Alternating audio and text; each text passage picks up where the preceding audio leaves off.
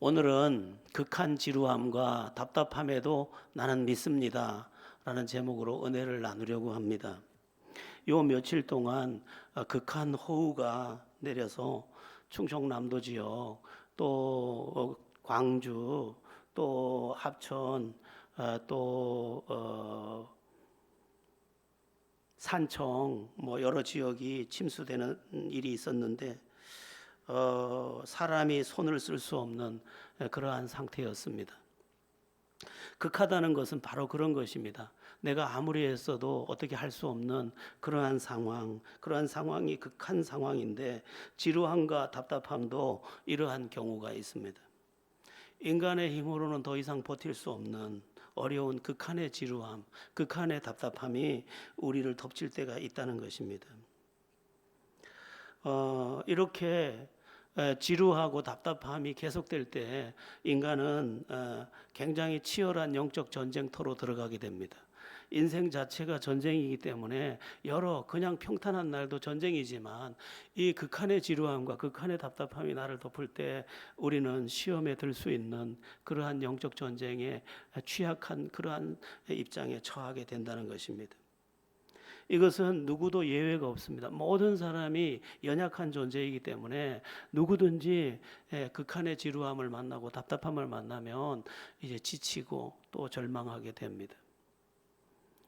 위대한 선지자, 하늘에서 불을 내렸던 선지자, 바알의 선지자, 아세라의 선지자 850명을 홀몸으로 물리쳤던 이 엘리야 선지자조차도 이러한 답답함에 눌려서 죽기를 청했던 그러한 장면이 있습니다.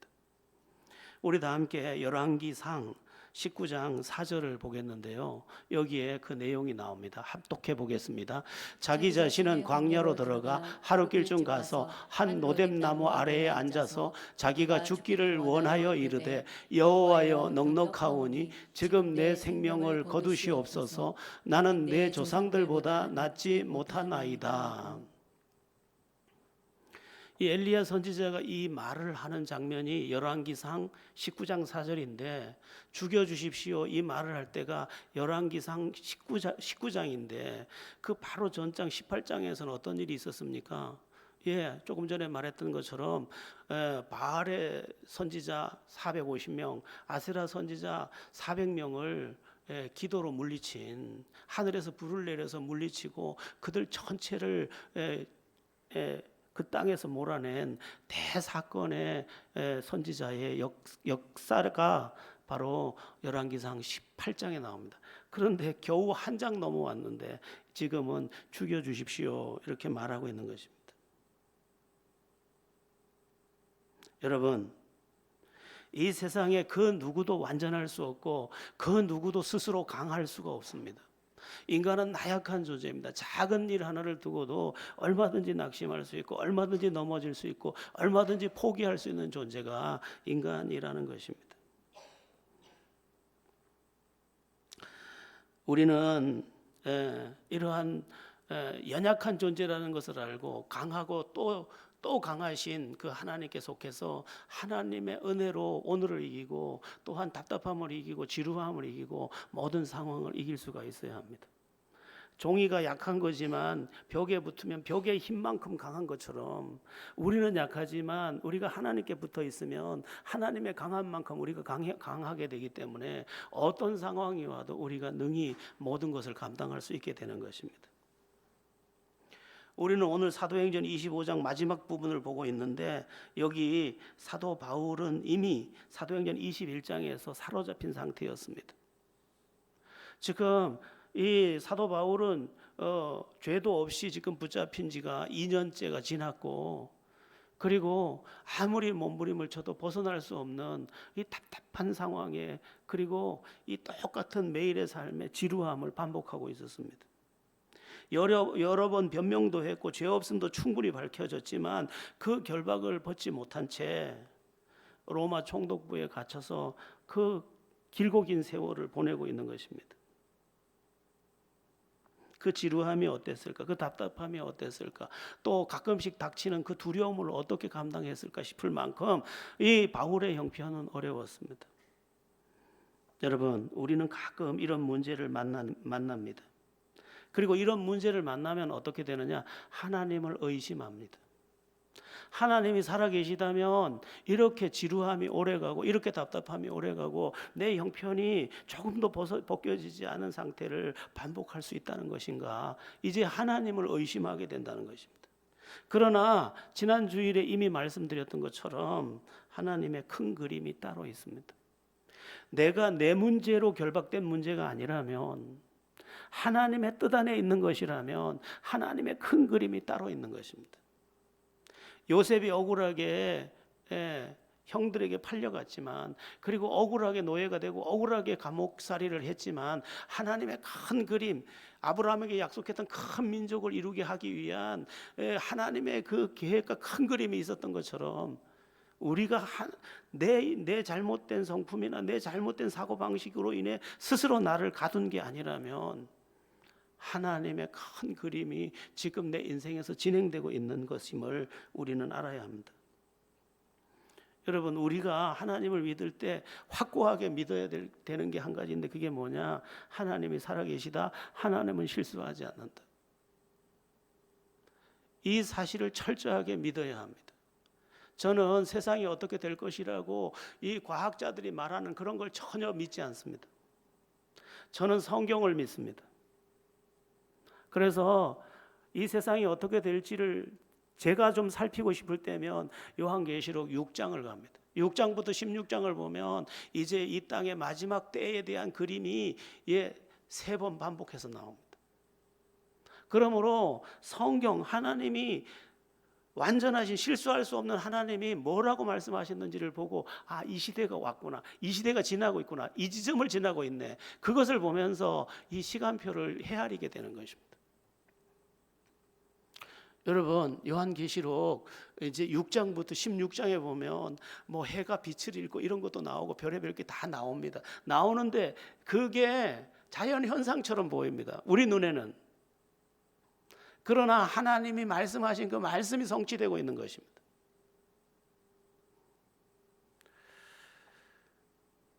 하나님은 실수하지 않는다. 또 졸지도 않고 주무시지도 않는다. 하나님은 나를 사랑하신다. 이 사실을 딱 붙잡고 하나님 안에서 강건해야 합니다. 하나님을 믿는다고 해서 위험한 일을 당하지 않는다거나 어려움을 당하지 않는다, 이런 말이 아닙니다. 여러 가지 어려움을 우리도 당할 수 있지만 하나님이 우리를 붙잡고 계시다, 사랑의 하나님이 나와 함께 하신다, 이 사실에 대해서 우리가 의심 없이 하나님을 신뢰하면서 굉장히 극한 상황이 오면 극한 상황에 맞게 하나님께 나를 던져드리고 맡겨드리고, 그러면 저를 의지하면 그가 이루시고라는 말씀대로 하나님이 이루실 것을 기대하면서 하나님 안에서 살 줄 아는 그런 우리가 되어야 합니다. 우리가 잘 아는 다윗도 얼마나 많이 쫓겨다니고 죽을 위기를 많이 겪는지 모릅니다. 이 사무엘상 25장에 가면 이제 그 광야에서 헤매면서 굉장히 어려운 상황에서 나발이라는 사람의 양이 털을 깎는 날에 그에게 양식을 구하는 장면이 나옵니다. 얼마나 배가 고팠던지 양식을 구하는 장면이 나오는데, 이 나발이라는 사람이 미련한 사람이라서 이 바울과 바울의 군사들이 항상 자기 양떼를 돌봐주고 지켜주고 그 외세로부터도 지켜줬는데 그거를 잊어버리고 요즘에 주인을 떠난 종들이 많다 하더라. 다윗이 누구기에 내가 그에게 내 양을 잡아주겠느냐 하면서 그를 박대합니다. 그때 너무도 분노한 이 다윗이 자기 군사 400명의 칼을 차라. 만약에 오늘 나발의 집에 남자 중에 하나라도 살아남으면 내가 하나님의 사람이 아니다, 이렇게 말하면서 분노하고 있을 때 지혜로운 나발의 부인 아비가일이 달려옵니다. 그래 달려와서 떡과 포도와 음식을, 양과 여러 가지 음식을 가지고 와서 무릎을 꿇고 간절히 요청합니다. 내 주 왕이요, 당신은 하나님의 사람입니다. 그러면서 하나님의 생명싸개가 당신을 항상 싸고 있지 않았습니까? 하고 선지자적인 말을 해줍니다. 하나님의 생명싸개가 당신을 감싸고 있기 때문에 사울 왕이라도 당신을 잡지 못했는데 저 나발 같은 한 사람 때문에 뭐 그렇게 화를 내십니까? 이렇게 말하는 장면이 나오는데 우리 함께 그 장면을 한번 보겠습니다.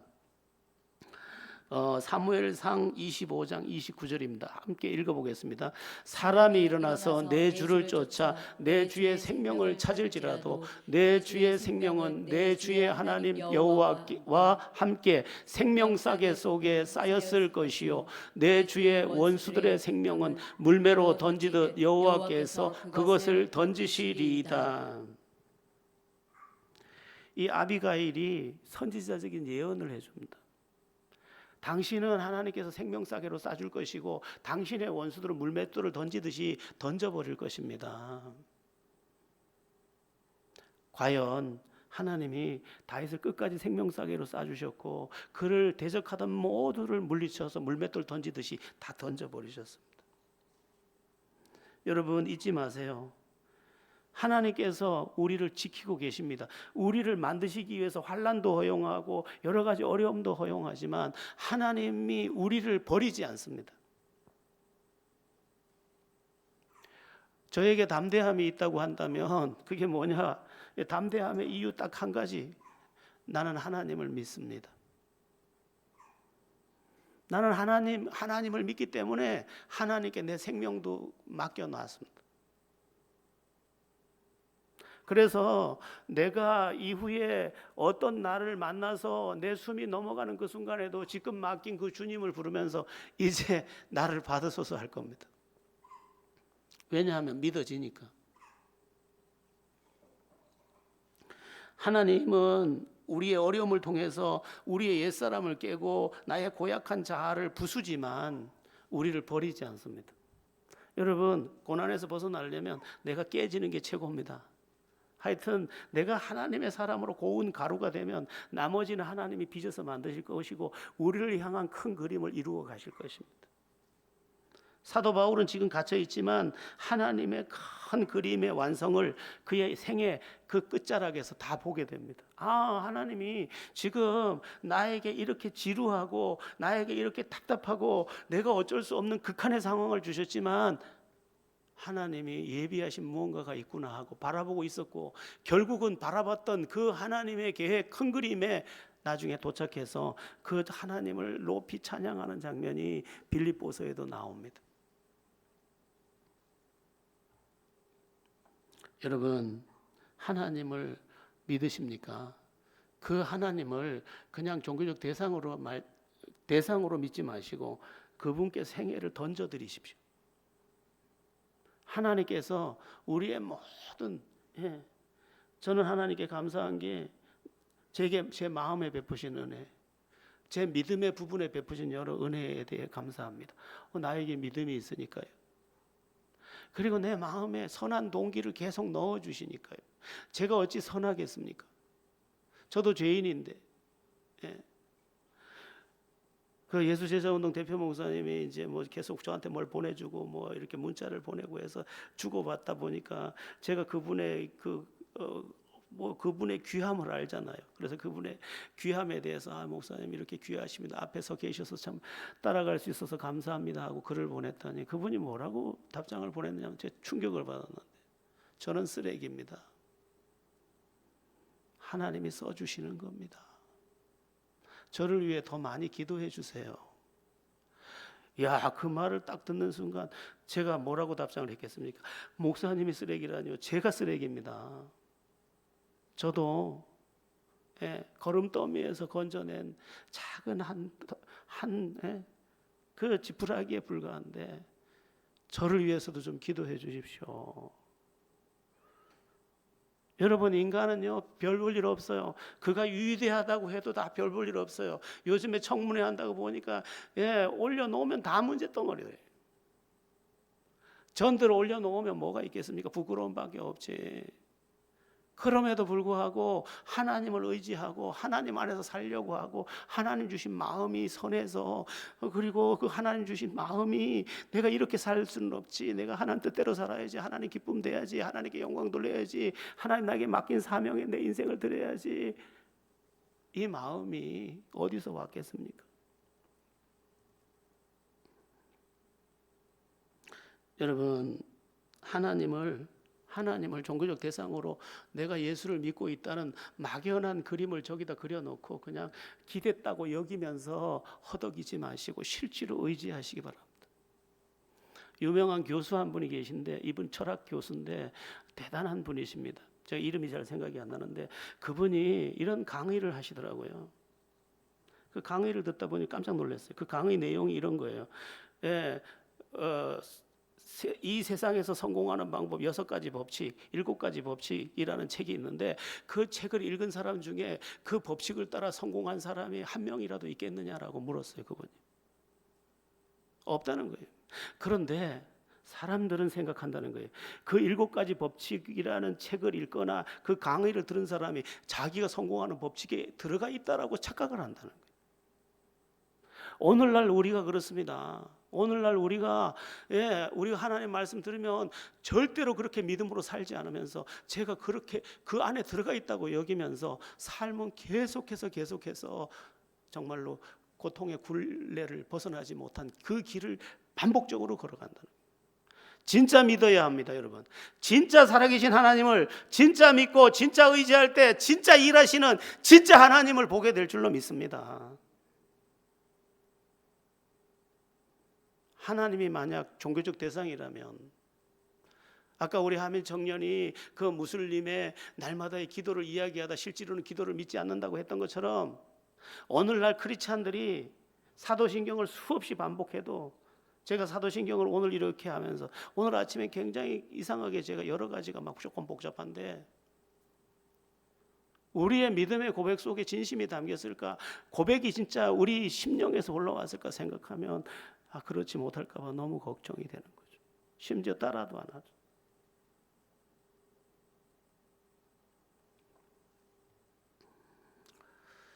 우리의 삶에 하나님이 실제로 살아계신다. 실제로 살아계신다. 저를 의지한 사람은 아무도 실패하지 않았다. 이 사실을 알고 하나님을 실제로 의지하는 이 바울은 실제로 의지하기 때문에 이 지루하고 답답한 이 굴레를 지금 이 결박을 벗어 던지고 있는 거예요. 아무도 바울을 결박할 수가 없어요. 우겨 싸움을 당해도 쌓이지 않아요. 자, 이제 본래의 이야기로 돌아가서 지난 주일에 우리가 본 대로 자기를 죽이려는 사람들의 음모와 계략을 알고 있는 바울은 더 이상 이들의 계획을 벗어날 길이 없음을 알고 가이사에게 호소하노라 이렇게 했습니다. 예루살렘으로 올라가지 않고 로마 황제의 재판을 받겠다 이렇게 그가 결정을 하고 요청을 한 것입니다. 그러나 그런 결정이 됐다고 해서 이 바울이 즉시 로마로 갈 수 있었던 것은 아닙니다. 바울 혼자만 달랑 갈 수 있는 것도 아니고 또 로마로 가는 배편이 필요하고 또 이 바울과 함께 호송해야 되는 많은 죄수들도 있을 거고 또 군사들이 먹을 양식과 또 죄수들이 먹어야 될 양식과 여러 가지들이 필요했기 때문에 이제 결정은 났지만 또 지루한 시간이 쭉 계속해서 흐르고 있었습니다. 여러분, 어떤 면에서 삶은 한없이 지루하고 답답한 겁니다. 그것이 무엇이든 결과가 빨리 나오면 정말 좋겠는데 그렇게 쉬운 결과는 좀처럼 나오지를 않습니다. 그런데 여러분, 이 지루한 시간이 우리에게 필요합니다. 왜?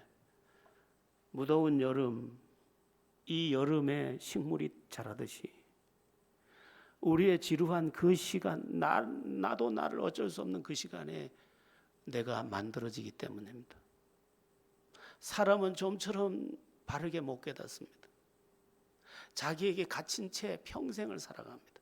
그런데 아무리 해도 안 되는 우겨쌈 속에서 비로소 자아의 파쇄가 일어나요.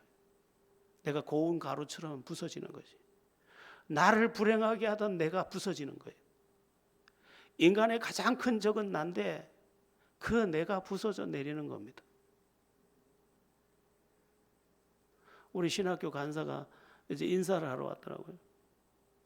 그래서 이제 전도사를 하다가 사임을 하고 이제 신학교 간사만 하는데 여러 이야기 중에 목사님 저 나이 많아요 이래서 나이가 많아. 그랬더니 어쩌면 목사님하고 비슷할지도 몰라요. 그래서 나이가 몇인데? 그랬더니 50이에요.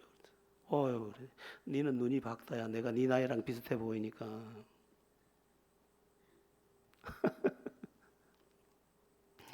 근데 목사님, 제가요 이만큼이 되고 나니까 아무도 정죄가 안 돼요. 다 불쌍해요. 그래? 그건 보통 경지가 아닌데 아무도 정죄가 되지 않고 저 사람은 안 돼가 없고 내가 문제로만 보이면 상당히 성장한 거야. 그 성씨가 공씨예요, 공씨. 공간사 대단하네. 남이 정죄되고 내가 오르면 깨진 게 아니고요. 내가 끝없이 정죄되고 네가 귀하면 내가 깨진 거예요. 그때는 모든 게 감사하고. 예. 돌아가신 고 수영로교회 고 정필도 목사님이 그런 말씀을 하시더라고요. 목회는 어려운 게 아니에요. 진짜 어려운 건 나예요. 내가 깨지느냐 못 깨지느냐는 그 문제예요. 목소리가 늘 그러시잖아요. 우리 같은 노예셨거든. 인생은 어려운 거 아니에요. 하나님이 은혜 주시면 다 돼요. 내가 문제예요. 그래서 어찌 보면 이 지루한 시간, 이 답답한 시간, 그것도 극한의 답답함, 극한의 지루함, 여기에 내가 부서지는 좋은 프로그램이 깔려 있는 거예요.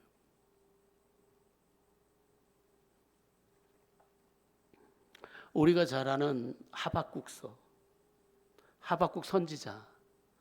이 하박국 선지자가 하나님 앞에 세게 대든 적이 있어요. 대들었어요.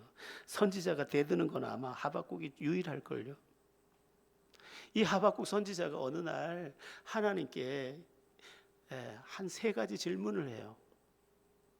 하나님, 어찌하여 저들을 형통하게 하시나이까? 저들이 누구냐면 아수르와 바벨론이에요. 그러면서 거기다가 추가로 말해요. 저들은 그물을 치기 전에 우상에게 제사를 지내고 그물 치는 사람들이에요. 우상 숭배자. 예수는 예자도 몰라요. 하나님 하자도 몰라요. 우상 숭배하는 사람들. 근데 저들은 어떻게 저렇게 번성해요? 그래서 어찌하여라는 단어를 써요. 2번째 또 질문을 해요. 뭐라고 하냐면 어찌하여, 그런데 또 한 가지, 저들이 우리를 짓밟게 그냥 두십니까? 아수르는 북이스라엘을 포로로 잡아가고 바벨론은 남유다를 포로로 잡아가는데 어찌하여 그냥 두십니까? 그리고 이렇게 질문해요. 이것이 옳으니까? 하나님, 이게 옳아요? 당신이 전능하신 분이고 우리를 사랑하는 분이라면 저 우상 숭배하는 저 사람들 왕성하게 하고 우리를 초라하게 하고 저들이 와서 우리를 삼키는데 그냥 두는 게 옳아요?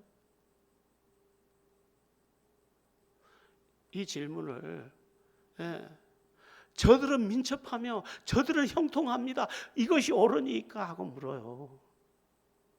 그리고 참 하박국이 호기가 대단한 사람 같아요.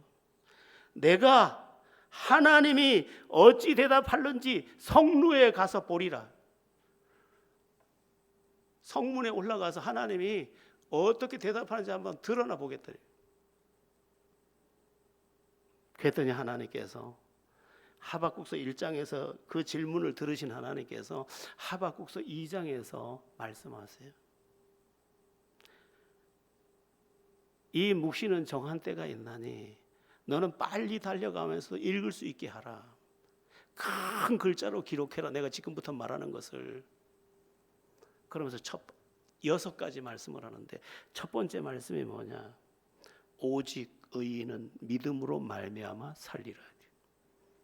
이 오직 의인은 믿음으로 말미암아 살리라가 성경에 4번 나와요. 여기 하박국서 2장 4절에 나오고, 그 다음에 로마서 1장 17절에 나오고, 갈라디아서 3장 11절에 나오고, 히브리서 10장 38절에 나와요. 똑같은 말씀이에요. 근데 구약적 해석과 신약적 해석은 달라요. 구약적 해석은 네가 어떤 일을 당해도 크리스찬의 삶의 방식은 믿음이야. 신약적 해석은 네가 율법의 행위로 의롭게 될 수 없어. 믿음으로 의롭게 되는 거야. 이 해석을 하고 있어요. 그리고 나머지 5가지, 바벨론과 아수르가 망할 수밖에 없는 5가지 요소를 정리해줘요. 그들의 죄를 지적해요. 그들이 약탈했지, 약탈에 대한 화를 당할 것이다. 그들이 불의한 이익을 취했지, 불의한 이익에 대해서 화를 당할 것이다. 그들이 피 흘림과 폭력을 행했지, 피 흘림과 폭력에 대한 화를 당할 것이다. 이웃을 수치스럽게 했지, 그 이웃을 수치스럽게 한 것에 대해서 화를 당할 것이다. 그들이 우상 숭배로 승리했지, 우상과 함께 망할 것이다. 그 이야기를 듣는데 하나님의 음성이 쩌렁쩌렁 들렸어요. 그 말씀이 어찌하여 하고 하나님께 대들던 이 씨름을 하듯이 하나님을 붙잡고 삿발을 붙잡고 씨름하더니 하박국이 깜짝 놀랐어요. 그리고 자기 무릎을 꿇고 하나님을 받아들입니다. 하나님을 받아들여. 조금 전까지만 해도 이게 옳습니까? 어찌하여 이렇게 돼야 하는 것입니까? 하고 하나님을 원망하던 이 하박국이 전혀 다르게 바뀌면서 그 유명한 믿음의 고백을 하게 됩니다. 그 유명한 고백이 하박국서 3장 17절에서 19절인데 17절 18절만 우리 함께 보겠습니다. 시작. 비록 무화과 나무가 무성하지 못하며 포도나무에 열매가 없으며 감람나무에 소출이 없으며 밭에 먹을 것이 없으며 우리의 양이 없으며 외양간에 소가 없을지라도 나는 여호와로 말미암아 즐거워하며 나의 구원의 하나님으로 말미암아 기뻐하리로다. 믿음이 와버렸어요. 깨달아져 버렸어요. 그러니까 어떻게 되냐? 조금 전에 원망했는데 이제 무화과 나무 열매 없어도 나 하나님 찬송할 거예요. 포도나무 열매 없어도 나 하나님 찬송할래요. 감람나무 소출 없어도 나 찬송할래요. 밭에 먹을 것 없어도 찬송할래요. 우리의 양이 없어도 나 찬송할래요. 그러면서 기쁨의 노래를 부릅니다. 여러분, 이게 굉장히 중요해요. 여러분, 믿음이 들어오면 다 감사해요. 근데 믿음이 안 들어오면 다 원망스러워요. 깨달아지면 다 감사해요. 근데 안 깨달아지면 다 원망이에요. 저는 이즈막이 되니까 별게 다 감사해요. 내가 조금 못난 것도 감사해요. 내가 키도 좀 덜 큰 게 감사해요. 나를 믿지 않을 수 있게 해주셔서 감사해요. 그래서 하나님이 아니면 10분도 못 살게 해주셔서 감사해요. 아, 이게 바로 약할 때 강함 되신 주님이시네. 여러분, 하나님이 은혜 준 사람들을 살펴보면요, 잘난 사람이 하나도 없어요. 이스라엘 12지파, 르우벤, 자기 아버지 아내를 범한 사람이에요. 시므온, 칼로, 세겜 족속들을 다 잔인하게 죽인 사람이에요. 레위하고 같이 그랬어요.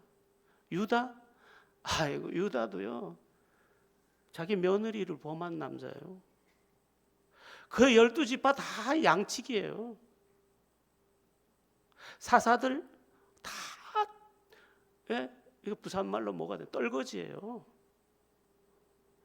사사들 첫 사사가 온니엘인데 그 유대인은 아니에요. 섞여온. 출애굽할 때 이방 민족도 하나님의 10가지 기적을 보니까 하나님 살아계시네. 나도 저 백성들에게 섞여가야지. 그래 왔다가 갈렙과 함께 들어온 사람이에요. 삼갈 소막대기로 두 번째 사사는 에훗이죠. 에훗. 에웃은 왼손잡이에요. 왼손잡이라는 말은 오른손을 못 쓰는 장애인이라는 말이에요. 그래서 그 에글론 왕을 죽일 때도 에글론 혼자 단독으로 만나게 해주세요 했는데 겁을 안 냈어요. 왜냐하면 장애인이니까 저기 뭘 하겠어 했는데 발에 차고 있던 칼을 빼서 죽였죠. 그리고 나를 따르라 했는데 그 장애인을 다 따라서 이겨버렸어요. 하나님이 이기게 하시니까. 세 번째 사사가 세 번째니까 삼갈이죠. 삼갈. 소모는 막대기로 600명을 물리쳤어요. 하나님의 영이 임하니까. 잘난 사람 한 개도 없어요. 소모는 막대기라는 말은 그의 직업이 소모는 사람일 때. 뭐 드보라도 드보라 뭐 여자잖아요. 그 당시에 여자는 그 계보에 못 들어가요. 그러나 선지자의 영을 줘서 그가 예언하는 영을 가지고 바락을 통해서 헤벨을 통해서 적을 쳐버려요. 하나님이 하신 기드온 겁쟁이. 저기 타작마당이 있는데 그것도 타작도 못 해가지고 집에서 여기 포도주 틀에다가 밀타작을 했으니 어떻게 되겠어요? 그러나 하나님이 하신 거예요. 삼손도 마찬가지. 여자한테 맨날 쏘가 넘어가고 맨날 여자밖에 모르는 거. 하나님이 쓰시니까 역사 속의 인물이 다 된 거죠. 14명의 사사가 다 따라하지. 12사도 다 똑같아요. 베드로 뭐 대단한 것 같아요. 갈릴리 사람은 예루살렘 사람들이 취급도 안 해줘요. 그래서 우리가 신학교에서 공부할 때 베드로 전후서를 보면은 마치 행진곡처럼 힘이 있거든요. 아니 그 무식한 사람이 어떻게 이런 글을 쓸 수 있을까 해서 베드로가 쓴 것이 아닐지도 모른다는 전제를 가지고 베드로 전후서를 공부해요. 그 중에 누가 탁월한 사람 누가 있어요? 아무도 없어요. 하나님이 은혜 주셔서 다 된 거죠. 현대인들이 자꾸만 자기 능력을 기대는데 하나님의 사람은 자기 능력을 기대는 사람이 아니에요. 나를 따르려거든 자기를 부인하고 자기 십자가를 지고 따를 것이니라고 했는데 나는 못해요. 그러나 하나님 살아계신 걸 난 알아요. 그 사람을 하나님이 쓰고 그를 통해서 하나님 영광 받는데 우리는 끝까지 나를 포기하지 않으니까 네가 해봐. 속을 썩이고 또 썩이는 자식에게 망할 때까지 그래 알아서 해봐. 우리가 해봐 그 자리에서 지금도 허덕이고 있다니까요. 이제 여러분 좀 나를 내버리세요. 저도 그 작업을 많이 내가 똑똑한 게 있다면 난 그거 싫어요. 똑똑하는 건 망하는 거예요. 그거. 자, 특별히 현대인들이 성령의 능력이 없다 보니까 하루도 아니 잠시도 못 견뎌요. 지루함 못 견뎌요. 답답함을 못 견뎌요. 자기가 안 될 것이라고 예상을 해가지고 지레 짐작하고 그냥 다 넘어져 버려요. 왜 그러냐? 하나님의 영이 주장하지 않아서 그래. 하나님의 영은요 소망의 영이고 하나님의 영은 살리는 영이거든요. 우리 함께 그 유명한 구절 우리 이사야서 40장 31절 한번 보겠습니다. 합독합니다. 오직 여호와를 앙망하는 자는 새 힘을 얻으리니 독수리가 날개치며 올라감과 될 것이요 다른 막질하여도 곤비하지 아니하겠고 걸어가도 피곤하지 아니하리라. 하나님을 앙망하는 사람에게 하나님께서 뭘 줘요? 새 힘을 줘요. 새 힘이라는 말은 나에게서 나온 힘이 아니에요. 이상하게 힘이 난다니까. 이상하게 소망의 영이 나를 주장한다니까. 이상하게 도전이 된다니까 이게. 그래야 되죠. 그래서 성령이 충만한 사람은 지치지 않습니다. 예수님께서 당신을 설명할 때 나를 믿는 자는 그 배에서 생수의 강이 흘러나리라 했습니다. 다른 사람들은 다 시들어서 비틀비틀거리지만 나를 믿는 자는 생수가 그 배에서 배는 사람의 한 중심을 의미하니까 그 중심에서 생수가 솟구치듯이 싱싱한 인생이 되는 거예요.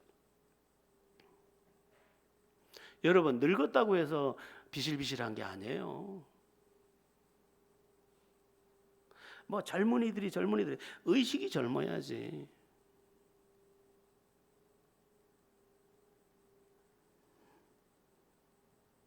그래 성령 없이 살고 은혜 없이 살고 하나님 주신 뜨거운 마음 없이 살다 보니까 막 이거는 뭐 이거 해야 될 것 많고 해도 안 되고,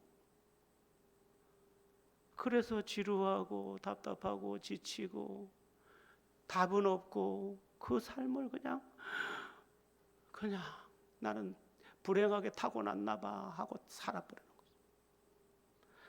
여러분 팔자 운명 이런 거 없어요. 우리는 하나님의 뜻 안에서 하나님의 자녀로 부름받았고 하나님의 뜻 안에서 잘 될 사람들인 줄 믿으시기 바랍니다. 자, 이제 13절 뭐 두 번만 하면 돼요. 아유, 이제 13절 시작하는 거야. 걱정하지 마세요. 잠깐만 보면 돼요. 13절에 이제 보면 수일 후에 아그리빠 왕과 버니게가 베스도에게 문안하러 가이사라에 내려왔다 이렇게 말씀해요. 아그리빠 왕은 헤롯 대왕의 손자예요. 근데 이 친로마 정책을 쓰면서 로마의 글라우디오 황제가 이 사람을 이제 갈릴리 지역의 분봉왕으로 나라를 다스릴 수 있도록 위탁해 준 거예요. 근데 누구와 함께 내려왔냐면 버니게와 함께 내려왔다 되어 있어요. 이 버니게는 이 아그리빠 왕의 누나예요. 근데 그 학설에 의하면 이 두 사람은 근친상간 불륜의 관계예요. 여러분, 이게 세상이에요. 불의한 자가 의로운 자를 판단한다니까요. 불의한 자가 재판 자리에 앉아 있고 의로운 자가 재판을 받고 있어요, 지금.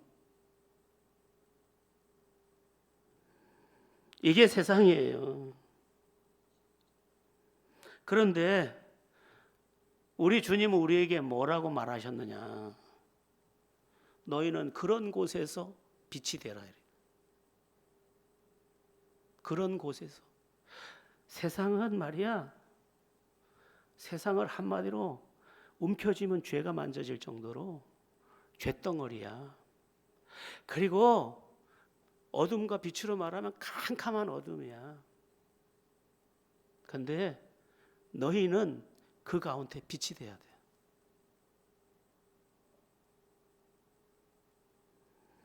지금요, 우리가 세상 사람처럼 자꾸 되려고 하는데 그러면 안 됩니다. 나는 그리스도인이야. 나는 구원받은 하나님의 자녀야. 그러므로 나는 하나님의 사람으로 온전해져야 돼. 그런 우리가 돼. 마음에.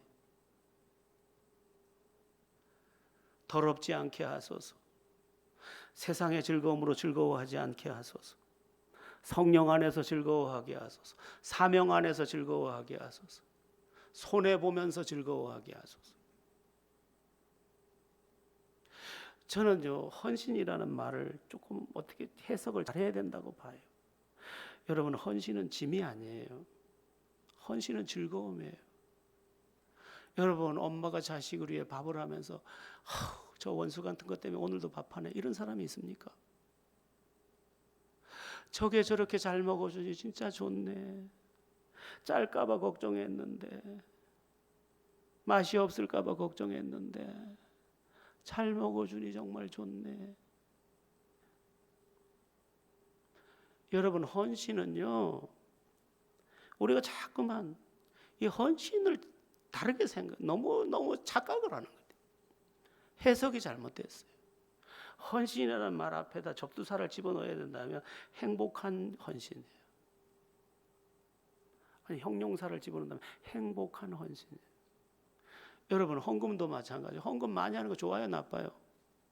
아니, 내 형편이 헌금할 형편이 되고 내 형편이 헌금할 형편도 되고 그냥 헌금할 마음도 내게 있어. 얼마나 행복한 거예요.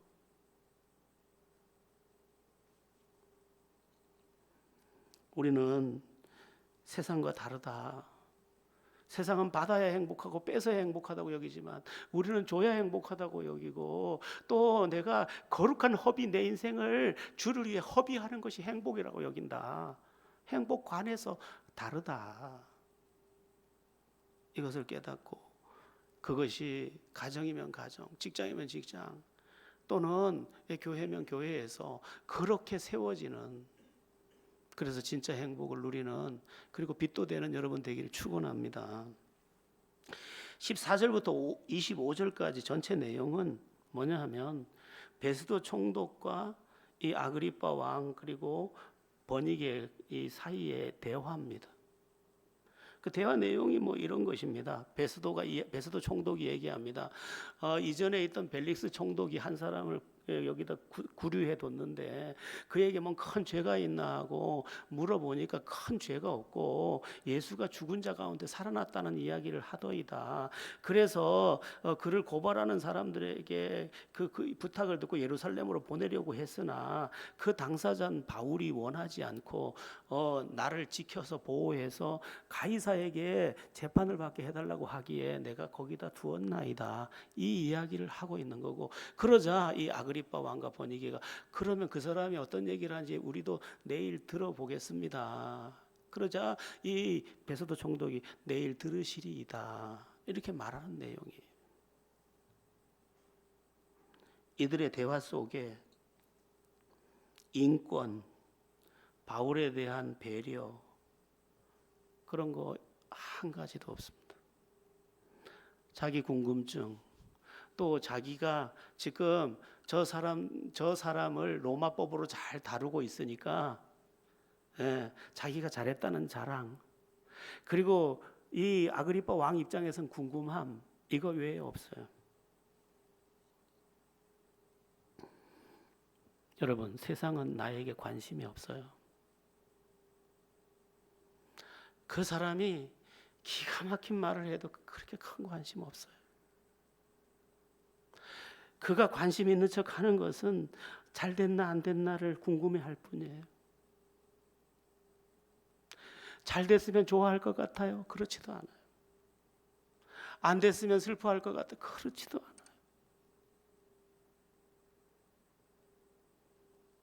그래서 중요한 게 있어요. 사람을 너무 기대지 마세요. 그리고 그 사람에 대해서 상처받지 마세요. 그는 여러분에게 그다지 관심이 없어요. 인간은 죄인이기 때문에 자기만을 위하게 되어 있어요. 그런즉 사람들이 내가 못났다고 하더라, 내가 가난하다고 무시하더라, 그런 이야기 할 필요 없어요. 그냥 자기들한테 이용 가치가 없나 보지. 나도 나 나름대로 아름답게 살아야겠구나. 그리고 나를 염두에 두지 않고 있는 사람들에 대하여 나는 누군가 가여운 것을 보고 그의 벗이 돼야겠구나. 그의 말동무가 돼야 하겠구나. 그를 진실로 대해야겠구나. 이렇게 마음 먹어야 돼요. 사람은요, 대체로 다 외로워요. 근데 나를 인정 안 해요. 그럼 우리는 어떻게 해야 돼요? 우리는 인정해 주려고 하는 거죠. 사랑하려고 하는 거죠. 예.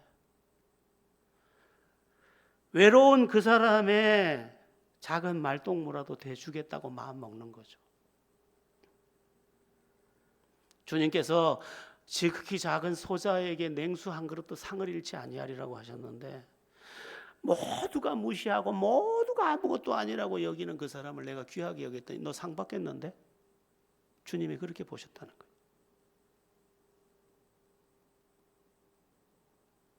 무심한 세상이에요. 냉정한 세상이에요.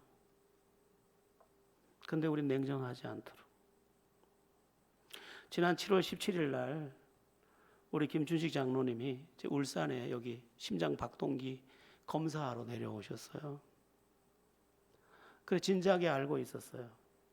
그 제가 일정이 있었는데 일정을 좀 비워두고 가서 뵈야 되겠다 마음을 먹고 갔어요.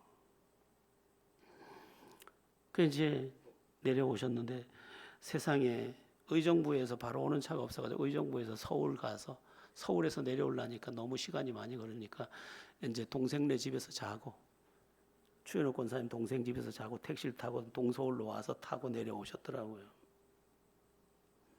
그래 같이 이제 갈비탕을 먹으러 갔어요. 그 이제 김춘식 장로님이 카드를 내시더라고요. 근데 제 마음에 이거는 아니지 싶어요. 그 결제가 끝났어요. 결제부터 하고 밥 먹는 집이더라고요. 그래서 제가 사람을 불렀어요. 일리 와보세요. 내가 내야 돼요. 이거 카드 좀 바꿔서 저거 취소하고 끊어주세요. 그래서 바꿔서 끊고 장로님 제가 샀으니까 장로님이 저를 기도해 주세요. 그랬더니 우셔요. 우셔. 하나님 아버지야 우셔요. 우리 다 외로워요.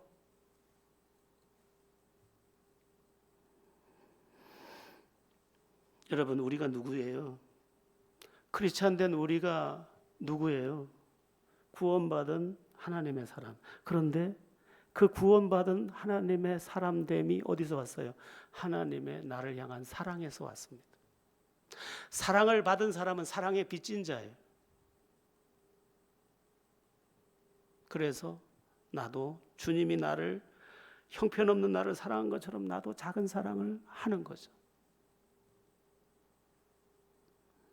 그리스도인이 변화받게 된 동기가 하나님의 사랑에서 왔거든요. 근데 그 사랑이 나를 사랑하라고 하네. 그래서 나도 사랑하기 시작했더니 그걸 빛이라고 하네. 그걸 아름다움이라고 하네. 그리고 그걸 행복이라고 하네. 여기에 이르러야 하는 거죠. 사도 바울은 자신의 인생을 하나님께 다 드렸지만 그 드린 이유를 설명할 때 이게 나에게 사명이기 때문입니다. 이렇게 말한 적이 없어요. 제가 굉장히 좋아하는 구절인데 우리 한번 같이 이 구절만 읽고 마치겠는데요. 고린도후서 5장 13절에서 14절입니다. 우리 같이 고린도후서 5장 13절에서 14절 시작. 우리가 만일 미쳤어도 하나님을 위한 것이요 정신이 온전하여도 너희를 위한 것이니 그리스도의 사랑이 우리를 강권하시는 도다. 거기까지 합시다. 14절 그리스도의 사랑이 우리를 강권하시는 도다. 내가 가만히 있으려고 하는데 주님께 받은 사랑이 나를 그냥 안 두네. 내가 이 큰 사랑을 받고 어떻게 가만히 있어? 이 사랑을 전해야지. 그리고 이 사랑을 나눠야지. 강권, 마음을 막 끌고 가는 거예요. 이게 네가 받은 사랑, 내가 받은 사랑, 이게 막 나를 끌고 가는 거예요. 사랑하지 않는 것이 죄인 것 같이.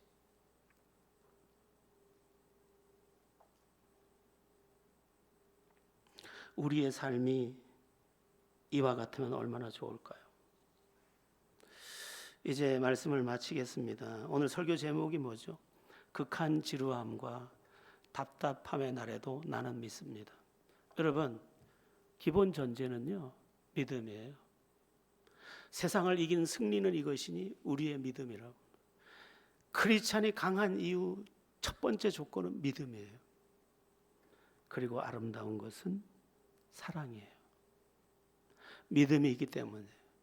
우리 이영찬 집사님이 오늘 데살로니가 전서 1장 1절을 기도에 넣었던데, 사랑의 수고 소망에 있네요. 믿음의 역사와 사랑의 수고 소망에 있네가 우리에게 제일 절실한 거죠. 우리 마지막 한 말씀 더 봐야 될 것 같은데 갈라디아서 6장 9절입니다. 우리 이 말씀만 보고 마칠게요. 시작. 우리가 선을 행하되 낙심하지 말지니 포기하지 아니하며 때가 이름에 거두리라. 지루해요. 인생이 답답해요. 저기 앉아 있는 우리 강빈나 집사님을 나는 많이 기도해요. 강보람 집사하고 내 딸 같아서. 저들을 언제 벗겨 주실래요? 이렇게. 본인은 얼마나 답답하겠어요. 힘들고. 근데 때가 이름에 거둔대요. 여러분도 때가 이름에 거둘 거예요. 오늘 드린 기도가 때가 이름에 이루어질 거예요. 오늘 주님을 온전히 의지하고 하나님께 맡겨드린 것을 하나님이 때가 되면 이루어 거두게 하실 거예요. 낙심하지 마세요. 아무리 극한 외로움, 극한 지루함, 극한 답답함, 극한 상황, 어떤 경우든 주님을 인정하고 주님의 사람답게 오늘을 살며 동시에 내 곁을 사랑하면서 하나님의 승리로 인생을 풍성케 하는 여러분들 다 되기를 예수의 이름으로 축원합니다.